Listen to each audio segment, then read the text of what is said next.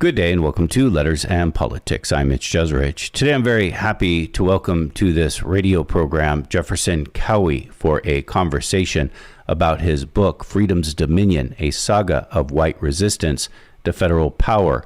It won the Pulitzer Prize in History in 2023. Jefferson Cowie also is the James G. Stahlman Chair in History at Vanderbilt University. Jefferson Cowie, thank you so much for taking this time.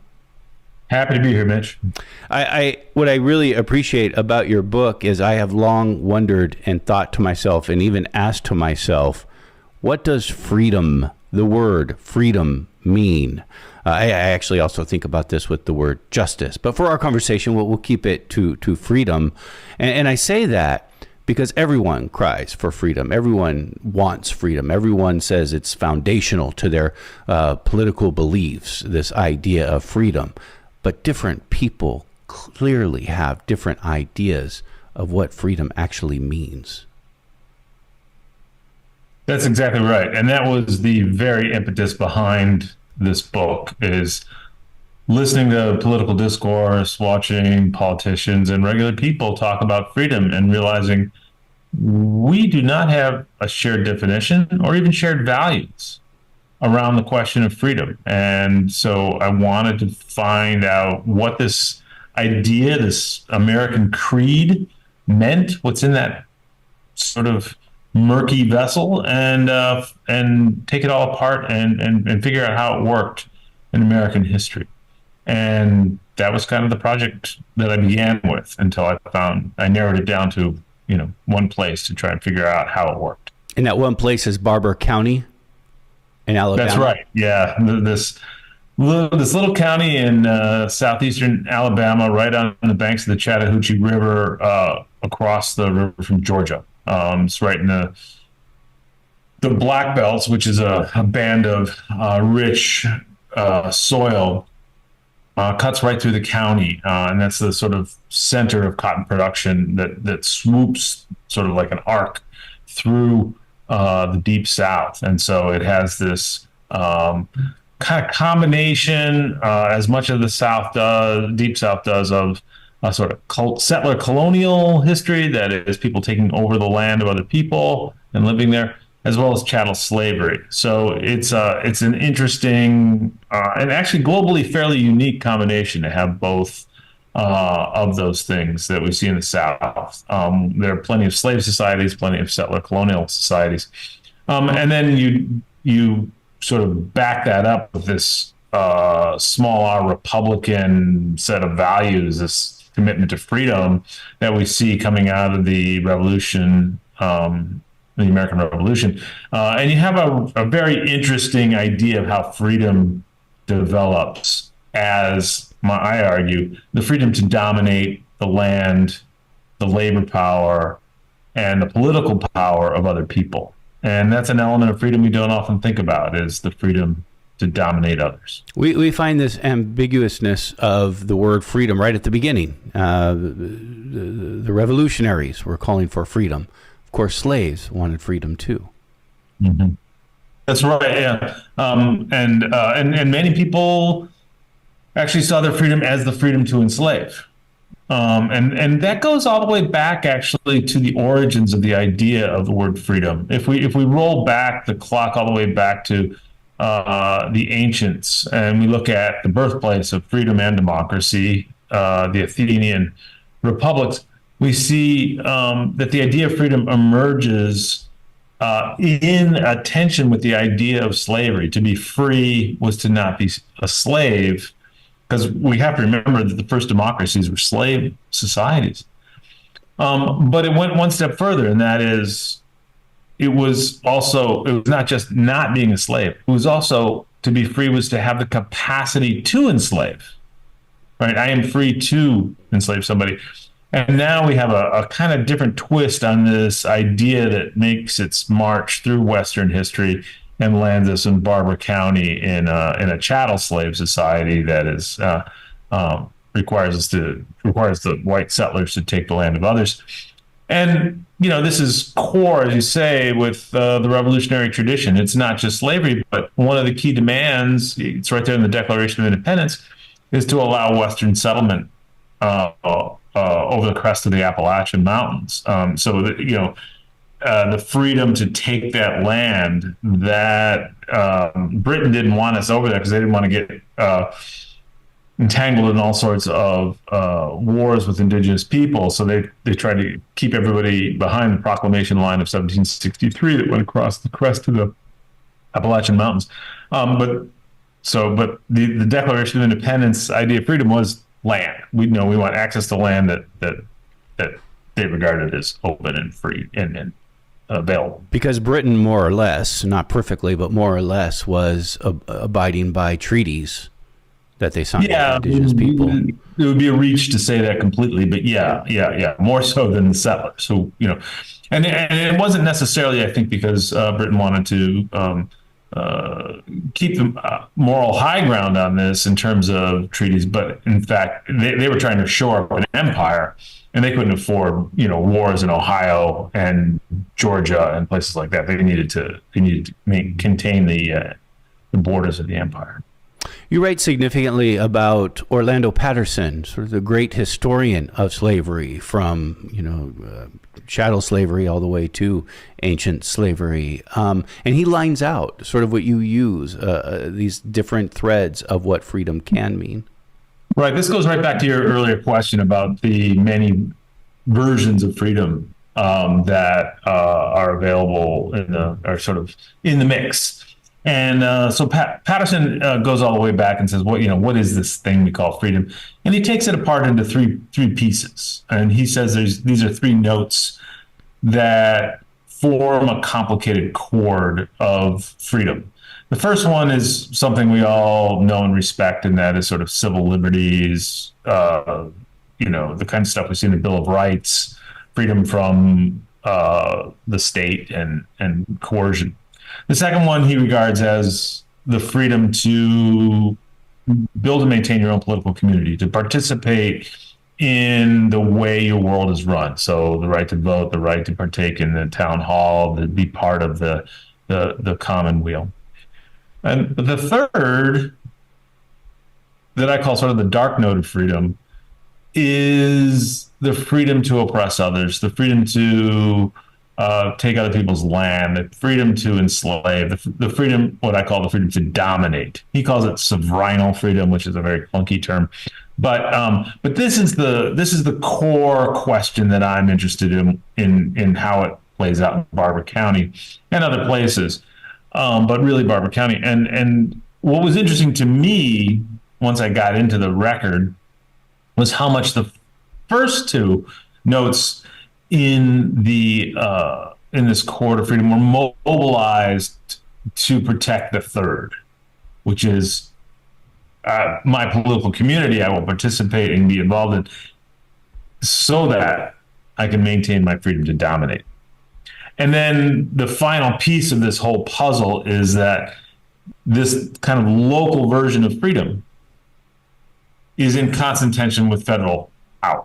And that's the essence of the book, is because the federal authorities come in every once in a while and stir the pot and say, no, you really shouldn't be doing this with Native Americans. You really shouldn't be doing this with freed peoples. You shouldn't be doing this with voting rights.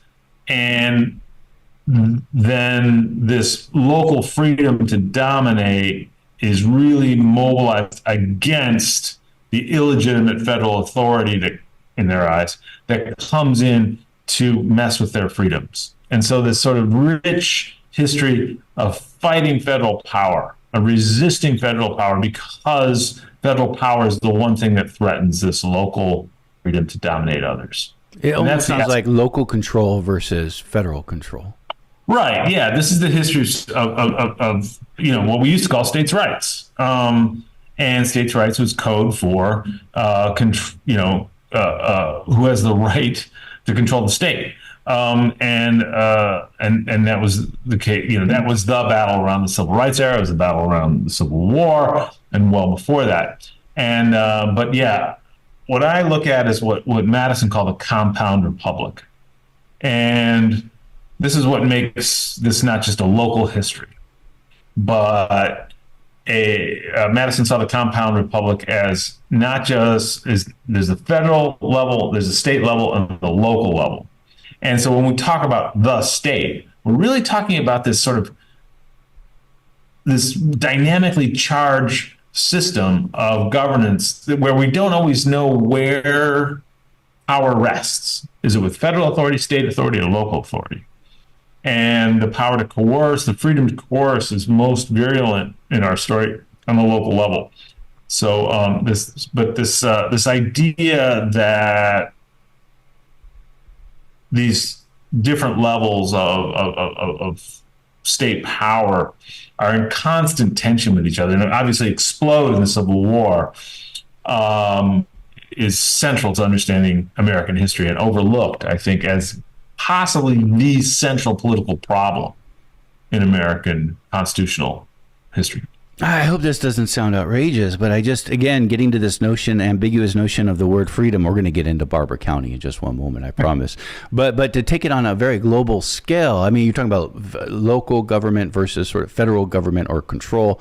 But even on a global scale, if one country controls another country, we consider that country that's being controlled not to be free. But if it breaks free from it, quote unquote, and gains its independence, then we do consider it to be free. However, it's entirely possible, and we have these situations in history, once it becomes free, that country's leadership is authoritarian in nature, and then we must ask, well, are the people really free? And it just sort of gets to I mean, that's kind of a macro example, I think, of this dynamic that you're talking about, of what does freedom really mean? I agree. Yeah. I think that's particularly virulent here in the United States because, we have a unique commitment to this idea of freedom in a way that a lot of other countries, have, balance it out with their liberté, with some égalité and fraternité. But ours is just a commitment to this sort of single note of freedom, and it makes the United States a little unique in that regard. Let's get into Barber County.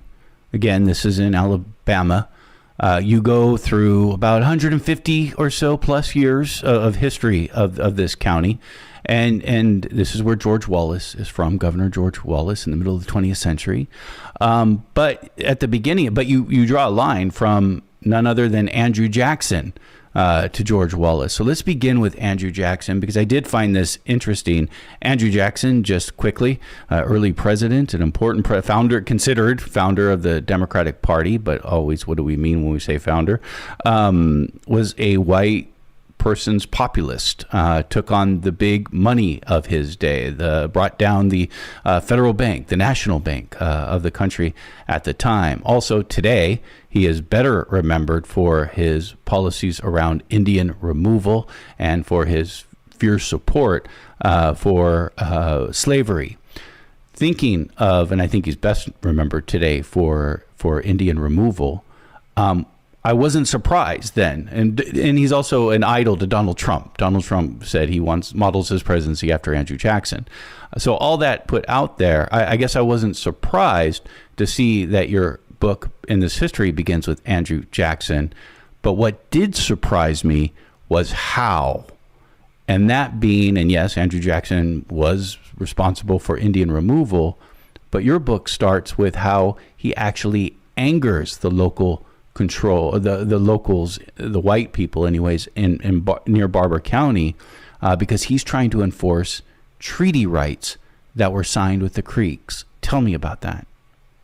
Yeah, it's a shocking sort of turn, and I had to keep reading the documents, make sure I was getting this right, because it sort of flies in the general face of the general narrative of Andrew Jackson, as you say, responsible for as a general and as a president for removing Native American peoples from large swaths of the Southeast. When you hear Trail of Tears, that's what we're talking about. Tears, yeah. Right, yeah. Multiple trails of tears, really. And so, yeah, the Cherokee, the Choctaw, the Creek, all of these peoples are removed from Tennessee, Georgia, Alabama, all the way down toward New Orleans. And his goal is to shift them out to Oklahoma, get them on the other side of the Mississippi, and so that these white settlers can have the land, because he is the champion, as you say, of the white common man. So after all of this has happened and Indian removal has happened in such a sterile term for what really went down, there is a place called the Creek Nation. It's a 9-county area on the banks of the Chattahoochee River that Jackson has said, okay, this is for you guys, at least for a while. We're going to guarantee there's no white intruders in here, so that you can figure out what's going on for at least 5 years. And so the Muskogee Creek people are great. We'll take it. We've been through, absolute misery. So this is our place. And so when white intruders, after the Treaty of Cusseta, which is this treaty that sets us up, white intruders start coming in, Andrew Jackson does this shocking thing, and he sends first federal marshals and then federal troops to remove white intruders on Muskogee Creek land. And it's the complete opposite of what you might expect. And in fact, burn down key buildings and destroy the residences of white people in the central town of Barber County called Eufaula.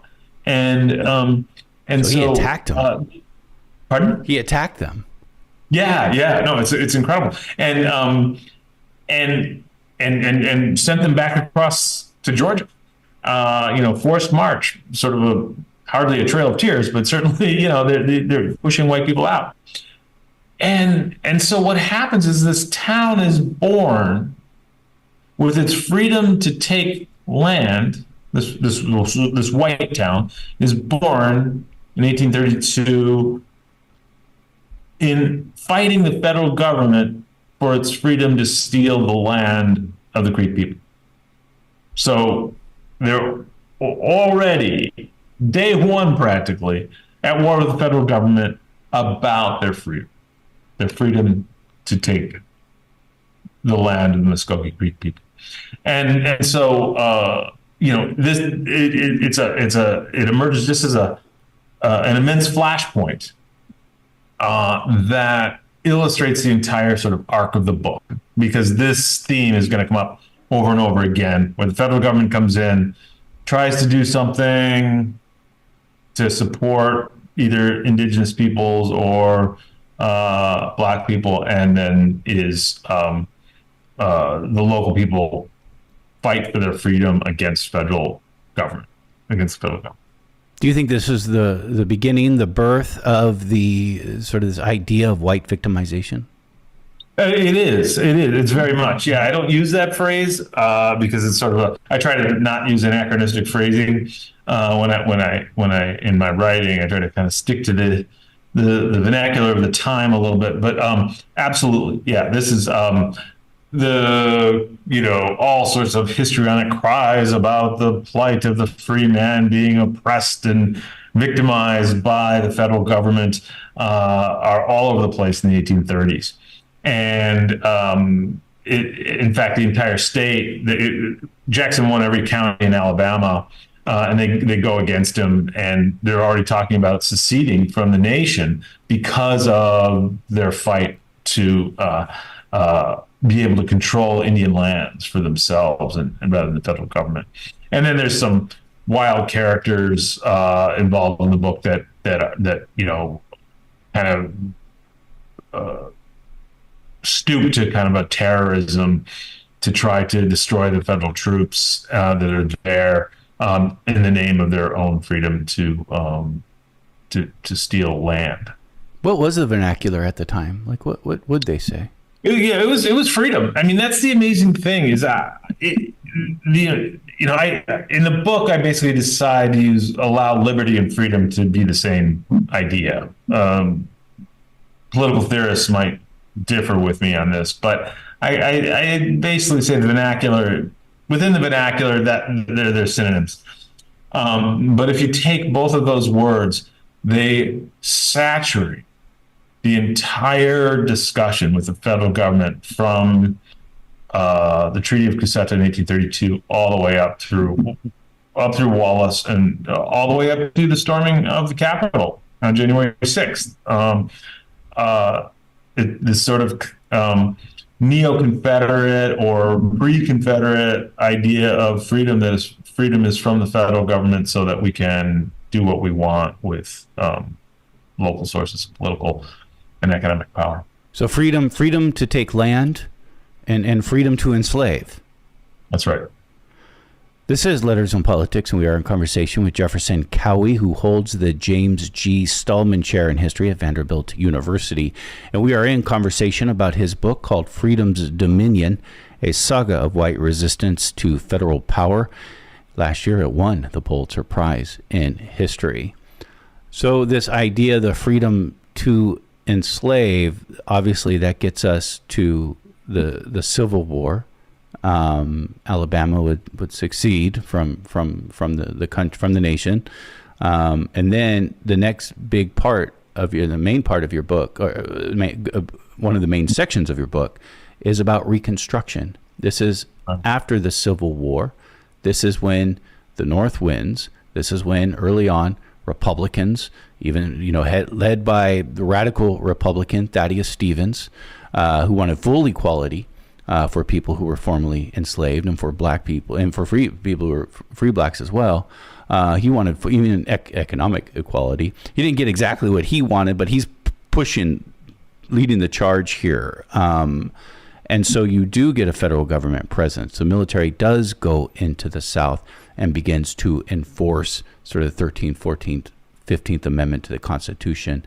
And so obviously that is a moment that once again is coming into this dynamic of the federal government is taking away our freedom. That's right. Even, I'll jump to Reconstruction just a second, but even when Barber County secedes, there's a secession petition says, do you want to live like slaves or fight like free men?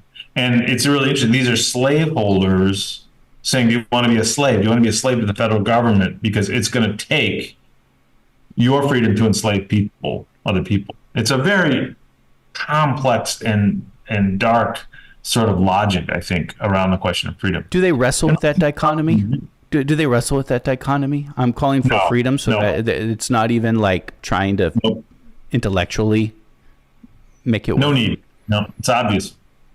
It's fascinating. It becomes just the logic of the day.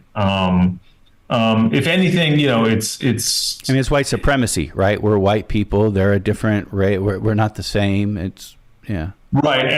But it's amazing how much of it, that's taken for granted. They don't use the term white supremacy. That comes a little later, actually, after emancipation. Because you don't even need the logic of white supremacy. You don't need to articulate a logic of white supremacy under slavery. It's obvious to most white slaveholders and people in the South in general. But Reconstruction is so important in our understanding of this country, and because this is when the federal government said, okay, as you say, we're going to go down there. We're going to militarily occupy the South, and we're going to enforce at bayonet point a biracial democracy. This is a very aggressive stand for the federal government, which, as I said, has this ambiguous, like, where does power rest? And as you mentioned, the 13th, 14th, and 15th Amendments, that is emancipation, equal protection, and voting rights, all empower the federal government. This is what Eric Foner called the second founding of the republic. And so what happens is actually we see the flourishing of a biracial democracy under Reconstruction in Barber County and counties all over the South. There are Republican judges, there are black representatives sent to the State House, and for the one and only time in that region of the state, a black representative sent to the United States Congress, James Rapier. Yep. Yeah. And so it's a pretty amazing time. And the whites try all these shenanigans and all these kind of crazy it's almost a Keystone Cops kind of operation trying to stop this politically, until finally they get frustrated, and learning from the Colfax massacre in 1873, they say, all right, it's time to resort to violence. And in November of 1874, black voters are marching in from the rural areas around the county, because most of them are working the sharecropping in the outlying areas. They march into downtown Eufaula in order to vote at midday, and then an orchestrated shooting happens where people just pull weapons out of storefronts and storage sheds and under beds and everything, and shoot voters in the street. At least 80 people were shot, black people, and possibly more. And this was done in the name of reclaiming freedom, the political freedom of white people. And this essentially ended Reconstruction in Barber County and just about everywhere else any kind of violence happened. Now, this kind of event, if you drive into town, you'll see a little historical marker for the election riot. But it's really a coup d'etat. And I think we need to begin to think about our political language in this country. This was not just some crazy riot where stuff goes nuts. This was a stealing of electoral power, a blow to the state, and a driving underground of an entire voting class in the name of reclaiming white freedom. That's important. We've done. I think it's we've done shows. And I forget things. We do shows every day, so it goes in one ear and out the other. But we've done shows, and this won't be surprising for the times we live in. I think it's the 1876 election between Rutherford B. Hayes and Samuel Tilden. And we've done shows on that because this was the last time that we had some really contentious moments with the counting of the electoral vote in the Senate. And what ends up happening, it was virtual tie. And what ends up happening is the Democrats and Republicans negotiate a deal. And the Democrats, their stronghold is in the South, say, okay, we will let you have your guy, Rutherford B. Hayes, become president if you agree to end the military occupation in the South, which is Reconstruction, and this hence ends Reconstruction. And oftentimes we've talked about this ending of Reconstruction as that it's this political agreement, which of course part of it is. But maybe we don't talk enough about it. It sounds like, I mean, is this happening all through the South? Are there acts of terrorism occurring all through the South during Reconstruction? Right. Yeah. So the Tilden-Hayes Compromise, that's what you'll read about in your high school textbook or your college textbook that says, this ends Reconstruction, exactly as you say.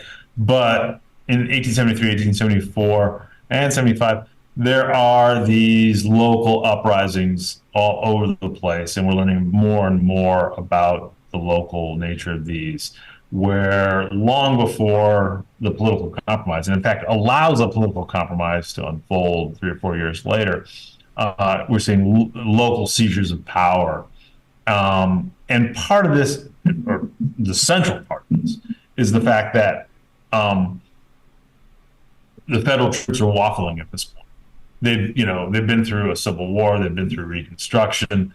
It's been a long time, from 1861 to 1874, and so the Civil War in a lot of ways has kind of continued, and by a series of events happened. Most notably, the economic crisis of 1873 really turns. It's a depression. It used to be called the Great Depression. Before the 1930s version. And then political concerns about the North, labor unrest in the North, a whole bunch of, and so people are beginning to turn their attention away from Reconstruction in the South. It's becoming more and more politically difficult. Grant is feeling his presidency weaken around questions of Reconstruction, and so the orders come down to kind of turn a little bit of a blind eye to local violence. And then we get the reassertment of white power in the South. Is freedom, this notion of freedom, their notion of freedom, at the heart of this? Right. So the third section. So the first section is Indian removal. The second section is Reconstruction. The third section I call federal power and repose. So this is when basically federal government gets out of the business of meddling in the South. Turns its attention. This is the Gilded Age. This is the rise of industrialization. There's a lot going on. And so what happens in the South in the absence of either the federal power or the threat of federal power is some of the worst, most heinous dimensions of race relations in America. And I talk about convict leasing into leasing convicts into the mines, which happened. One of the kingpins of this is in Barber County. Lynching. I have a very challenging chapter in the book called "Lynching as an Act of Freedom," that you can take the life of another with impunity, which in many ways is the ultimate kind of freedom if you're talking about the freedom to dominate. And they talked about it this way.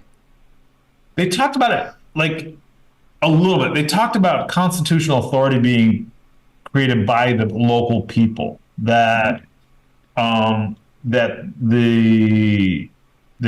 sources of political power remained sort of wherever a group of people gathered. That's where their constitutional rights were constituted. So when it comes to lynch, so is that I'm sorry. Yeah, no, which legitimates a lynch mob, right? We're talking about essentially a lynch mob. So their notion of freedom would be like the federal government has no authority or ability or standing to come in here and stop lynching. If someone's going to stop lynching, it's going to have to be local officials, which of course they didn't do. That's right, and lynching.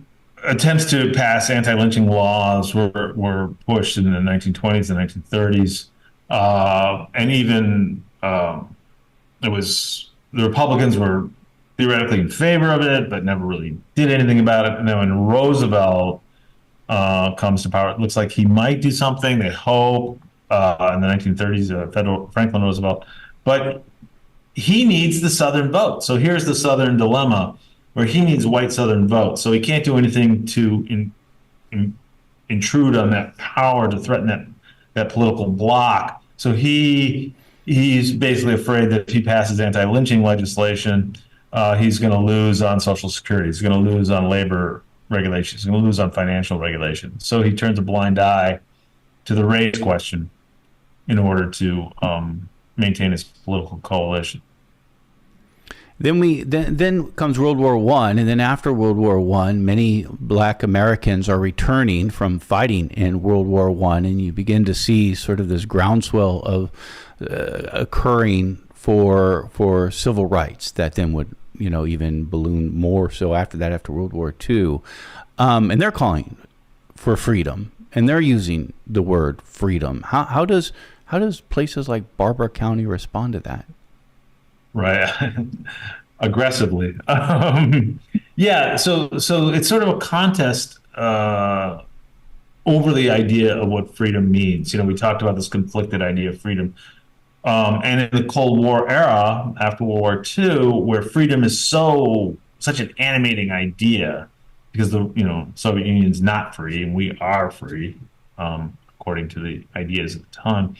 And so George Wallace begins his political career in Barber County resisting federal power again, because so the story, George Wallace is a very political animal, and he sees that fighting federal power that's coming in after Brown versus Board, 1954, that gets rid of separate but equal, sort of.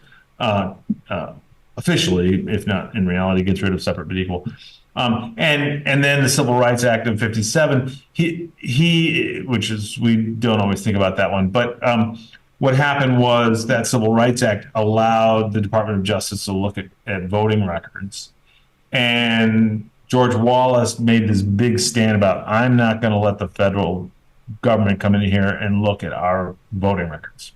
And then he becomes, he gives in, but he basically makes great theater out of this and becomes known as Alabama's fighting judge, because he will fight the feds. And he rides this whole idea to the governorship. And then in 1963, when he's inaugurated as governor, he gives the most famous speech of his life, which is when he says, segregation now, segregation tomorrow, segregation forever. And the interesting thing for our purposes is that he mentions segregation a total of 4 times, those 3 times and 1 other time. He mentions freedom or liberty 24 times, right? So the speech is really about freedom from the federal government. And and he says later on he says the Civil Rights Act is the assassin's knife in the back of liberty, right?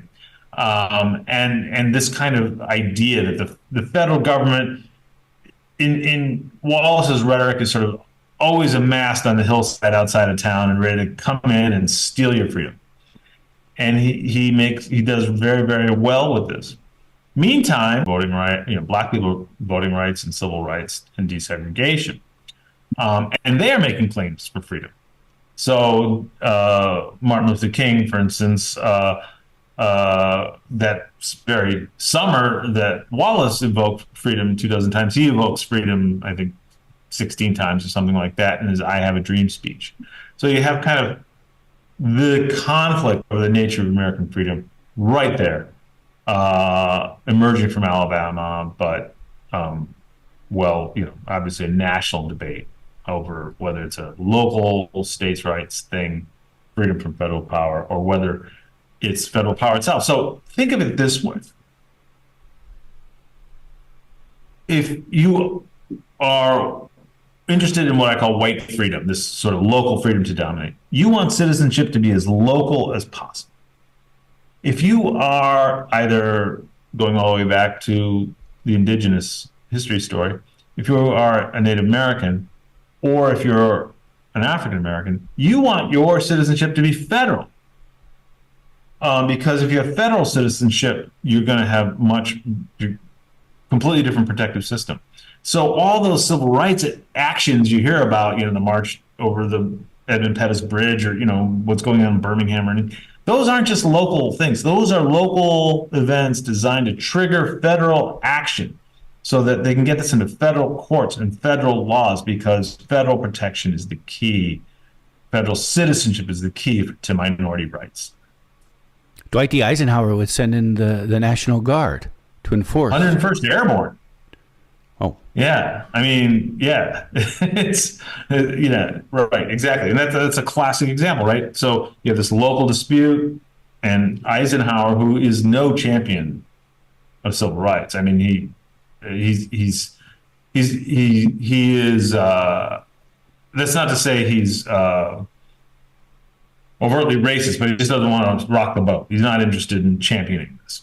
And so, but he sees if he's going to do it, he's got to do it. And he sends in the 101st Airborne to protect, these little kids to go to school in Little Rock. And it's the same thing that goes on. Here's an example. It's one of my favorite examples from the book. After the Voting Rights Act is passed in 1965, August of 1965, they got busy organizing, registering voters throughout the Deep South. And Hosea Williams, who was King's key lieutenant in the Southern Christian Leadership Conferences, he's got the spreadsheets laid out in Atlanta, and they're trying to figure out why certain counties had vibrant organizing drives for voter rights and others didn't. And there's no correlation. One could be organized by SNCC, and one could be organized by the SCLC. Some could have charismatic leadership, some less charismatic leadership. Some are more deeply rooted in the history of the NAACP. It was a mess. And he's like, what accounts for the difference? And finally, the light bulb goes off. And there's one variable that explains the difference across all the counties. And that one variable is whether or not there was a federal registrar in the county in the winter of 65, 66 in order to ensure that voting registration happened equitably. Otherwise, so we spend all our time thinking about organizing. That's great. It's super important. But federal power is really important in this equation. Coming back to George Wallace, interesting to think that 1963 speech, his most famous speech, was mostly about freedom, because that's not how we remember it today. We just remember the line that you said: segregation today, segregation tomorrow, segregation always. And in those terms, that line itself isn't his line originally, is it? No, it was written by a Klansman who was on his staff, Asa Carter, who was, well, it wasn't actually, it was, Wallace is always a little uncertain about him. So it wasn't technically on his staff, but he did write the speech. Who our listeners may know him better as the author of The Education of Little Tree, when he sort of pretended to be a Native American and wrote this book about growing up Native American, which is a very popular children's book. So this distrust and dislike of federal power, and you trace this history, and there's no question that race is a significant component of this. But can some opposition outside, and you can't disconnect race from it, but of course others who I don't think put race centrally to their opposition of the federal government exist. I mean, you have anarchists who don't, you have black power groups that don't trust the state. So are there elements of this that maybe, and I know your book stops in the 60s, but can you disentangle, I guess, in some ways, race from distrust from the federal government? Right. That's a great question. I'll put the anarchists aside because it's a little more, it's an ideological position, I think, that has a rich intellectual tradition. But if you look at something like the Black Power movement, it looks for more autonomous, hands off from the federal government. We'll fight our own fights. Also that they've been infiltrated. You had COINTELPRO. COINTELPRO. Well, no, exactly. And so the idea, I've presented this idea to a lot of people. A lot of my black friends are like, wait a minute. Your argument is that the federal government's on the side of black people, and, very skeptical. So I laid out this argument, and the argument is a little more subtle, which is the vast majority of times the federal government is on white people's side. What we know Andrew Jackson for instance, is exactly the types of things you mentioned. But once in a while, the federal government comes in and does the right thing, or tries to. It's, as I say, it's like the worst hero to have for a book. It's just like too play-footed, weak-kneed hero. Comes in, stirs the pot, kind of just enough to get whites riled up, and never totally does the job as well as it needs to be done. And so I can see the criticism players a bell. But my argument is the only time it has worked is when the federal government comes in, is when federal citizenship is established. Because otherwise, you could imagine a world in which there's an ongoing kind of guerrilla war where the people of Barber County took to the hills, organized, got guns, protected themselves. But we know what happened in Roseland. We know what happened in Tulsa. We know what happened in a lot of places like that. And that is white riots, right? So the key for me is whether the United States government has the capacity to intervene in these matters. And that's why I'm a champion of making voting rights a constitutional amendment, so that there's no complexity, no ambiguity. If you're an American citizen and you're 18, you have the right to vote, and the federal government's going to ensure that very fact. Coming back to the South and its distrust, dislike of federal power, I mean, there have been times throughout its history. Again, the Democratic Party, which traditionally, I mean, I think this one thing has been consistent, has always been pro-federal power, pro-government. The South did, I think of the New Deal, which FDR put in, and supporters of the New Deal included aspects of segregation in it to appease the South. I mean, the South has always, is it selective distrust of federal power? Exactly. Selective is a great word. I love that, Mitch. That's good.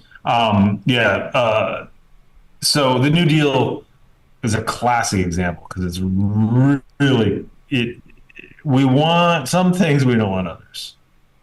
We'll take the money. We're the South is very poor. Cotton's collapsed. Infrastructure is weak. So Tennessee Valley Authority comes in with big projects, things like that. We're gonna, agricultural assistance, all this kind of stuff comes in. The South wants the resources. When it gets into questions like supporting the right for workers to organize, especially on an interracial basis, as the CIO wanted, don't want that. But really haunting the whole question of federal resources coming into the South under the New Deal is if they have the power to change, if the federal government has the power to change things at that level, that means they also have the power to change race relations. And that becomes the sticking point. And really around World War II, it becomes around the Fair Employment Practices Commission. That is that you can't discriminate in hiring around defense work. And this becomes a flashpoint during in the late New Deal, during World War II, when the federal government basically says you need to integrate defense production, and the South will grow up around aerospace and defense and military spending after the war, and so this is a very touchy thing, and but you can kind of see the selectivity, as you say, the complexity of what federal power means. We usually just stick to the history and allow folks to make their own inferences from what they hear. But I am curious, and if you want to stick with that, we can. But I am curious if you have today we have what's called in Congress the Freedom Caucus. Do you see this as part of the legacy that you write about between Andrew Jackson and George Wallace? Absolutely, 100%. So if you buy my argument, you don't have to, but if you buy my argument and you look at the Freedom Caucus, which is the far right wing of the Republican delegation, then the idea of freedom that they are wielding in the name of their group is not just window dressing. It's not just kind of, we're going to use the word freedom to hide our nefarious activities. It's actually a genuine version of freedom that has existed in the United States since the founding of the Republic. That it's a legitimate use of the word. They mean it. They mean it, exactly, right. And I think a lot of people just go, oh, they're trying to cover their other stuff with this word. They thought that about Wallace. They thought that about all these people.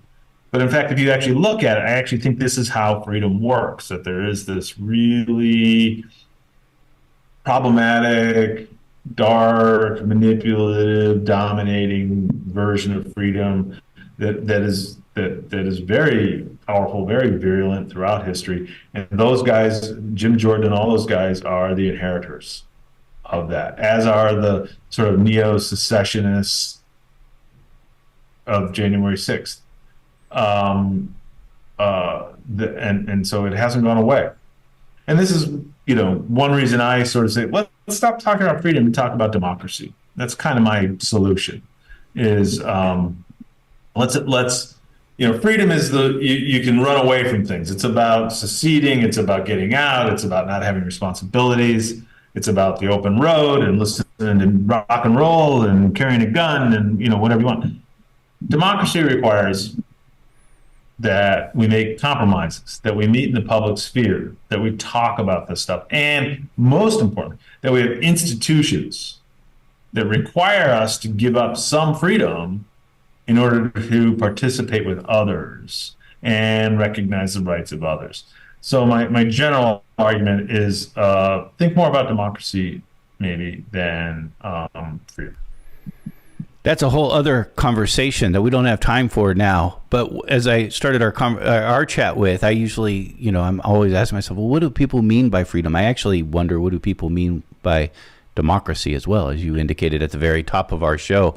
It comes from ancient democracy, where we get this idea of the freedom to oppress. I mean, if you have a majority in a democracy, right, majority rules, it's still democratic to oppress a minority if you just think of purely what democracy is. Now, today we mean democracy to include voting rights and enfranchisement rights. I get that, but that wasn't always the meaning of democracy. And that's absolutely. So, this tips into the tyranny of the majority question. Well, what's interesting about the tyranny of the majority, Barber County, if we go back to Barber County, it was majority black. Up until the Great Migration. Well, that's the other thing about democracy, right? There's always those who got to participate and those who don't get to participate. Right. And that's why I think I am, at this stage in history, naive enough to think that if the majority of people were enfranchised and participated, that most of the things that scare me from Donald Trump on down wouldn't exist. If you think about, something like the right to choose, a woman's right to choose, that has been controlled by a small number of people. But when it went to plebiscites with the people, even in places like Kansas or Ohio, it passed, right? So if we could, I think the problems of democracy can be solved with more democracy. Jefferson Cowie has been our guest. He's joined us to talk about his book. It's called Freedom's Dominion, A Saga of White Resistance to Federal Power. It was the winner of the Pulitzer Prize in History in 2023. Jefferson Cowie, I've enjoyed our conversation very much, and I thank you. Me too. Thanks for having me on.